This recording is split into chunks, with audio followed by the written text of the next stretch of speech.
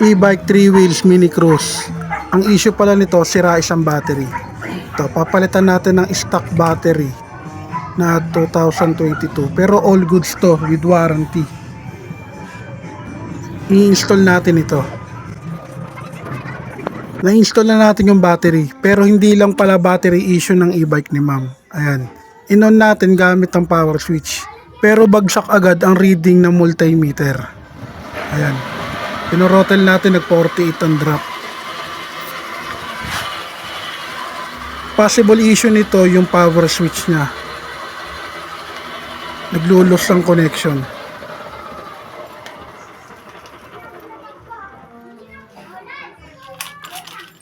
Testing naman natin gamit ang keyless. Yan, start natin. Ayun ang totoong reading niya, 51.2 volts. Yan, sa panel 50 naman. I-throttle natin, ayun. Hindi 48 ang drop. Sira ang kanyang power switch, kaya papalitan natin to. No, hindi nagda-drop ng 48 yung voltage. Kumuha pala tayo ng supply sa panel mismo. Off natin sa keyless. Testing uli natin sa power switch. Ayan, 50 naman ang reading. Kanina 49. May problema talaga to sa power switch.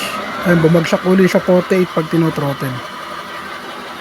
46 naman sa panel. Ayan. Pag ganito issue ng e-bike mo, PM ka lang sa Chippy Works. Maraming salamat.